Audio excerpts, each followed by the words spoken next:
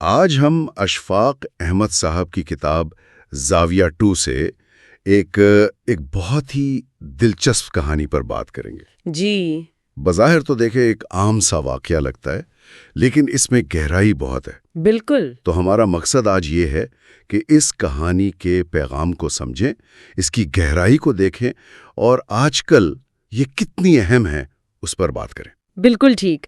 اور اس کہانی کی جو خاص بات ہے نا وہ یہ ہے کہ یہ ایک بہت ہی آپ کہہ لیں روزمرہ کے منظر سے شروع ہوتی ہے، لیکن فرد اور پورے نظام، پورے معاشرے کے تعلق پر نا ایک بنیادی سوال اٹھا دیتی ہے۔ صحیح۔ ہمیں سوچنے پر مجبور کرتی ہے کہ بھئی تبدیلی اصل میں شروع کہاں سے ہوتی ہے۔ اچھا، تو کہانی کچھ اس طرح ہے کہ ایک اخبار کے مالک تھے۔ جی۔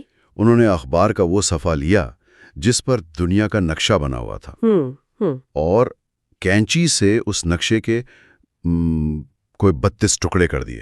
اچھا، 32 ٹکڑے؟ ہاں، اور پھر اپنے 5 سالہ بیٹے کو بلایا، جی، چیلنج دیا کہ بھئی یہ لو، ان ٹکڑوں کو جوڑو اور دنیا کا نقشہ بنا دو۔ تو ہوگا اسے؟ لیکن ہوا یہ کہ چند منٹ ہی گزرے، بچہ واپس آ گیا مسکراتا ہوا۔ اچھا؟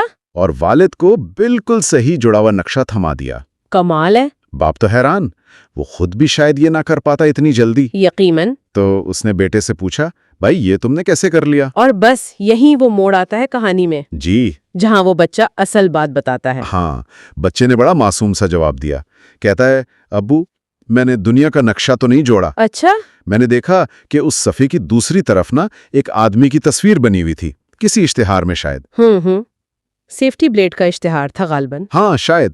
کہتا ہے میں نے بس سارے ٹکڑے الٹے کیے اور اس آدمی کے چہرے کو جوڑ دیا۔ کیا بات ہے! جب آدمی کا چہرہ جڑ گیا تو دنیا خود بخود جڑ گئی۔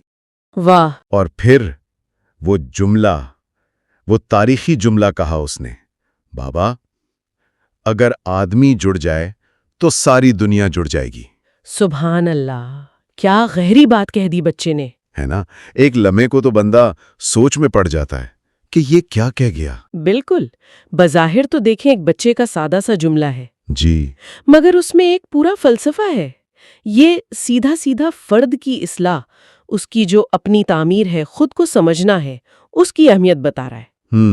یہ خیال کہ بھئی اگر انسان فرد واحد ٹھیک ہو جائے، اپنی ذات میں مکمل ہو جائے نا، جی، تو جو بڑے بڑے مسئلے ہیں جیسے یہ بکھری ہوئی دنیا، وہ خود ہی ٹھیک ہونے لگتے ہیں۔ لیکن یہاں ایک سوال ذہن میں آتا ہے، کیا یہ سوچ کچھ زیادہ سادہ نہیں ہے؟ آج کل تو ہر کوئی نظام کی بات کرتا ہے، پالیسی کی بات کرتا ہے۔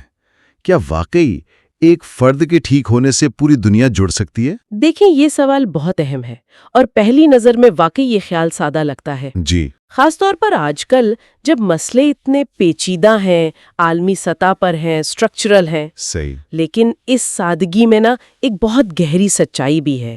اشفاق صاحب کا زور اس بات پر نہیں تھا کہ نظام کی کوئی اہمیت نہیں، اچھا، بلکہ اس پر کہ نظام کو چلانے والا کون ہے، اس نظام کا حصہ کون بن رہا ہے۔ وہ تو فرد ہی ہے نا، آدمی ہے۔ ٹھیک۔ اگر وہ آدمی، وہ فرد اپنی سوچ میں، اپنے کردار میں، ذمہ داری کے احساس میں اگر وہ خود بکھرا ہوا ہے، تو وہ جس بھی نظام میں جائے گا اسے بہتر کیسے کرے گا؟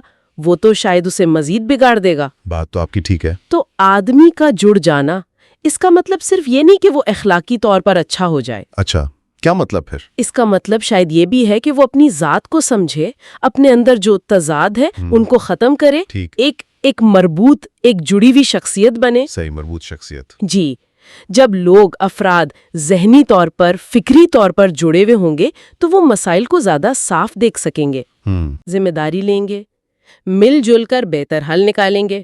تو اس طرح دیکھیں تو فرد کی جو اندرونی تبدیلی ہے نا، وہ اجتماعی تبدیلی کا بالکل نقطۂ آغاز بن سکتی ہے۔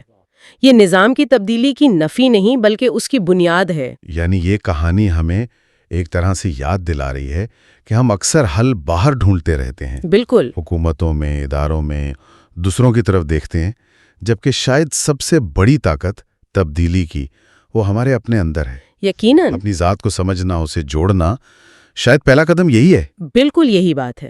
یہ فرد کی اہمیت کو دوبارہ مرکز میں لا رہی ہے۔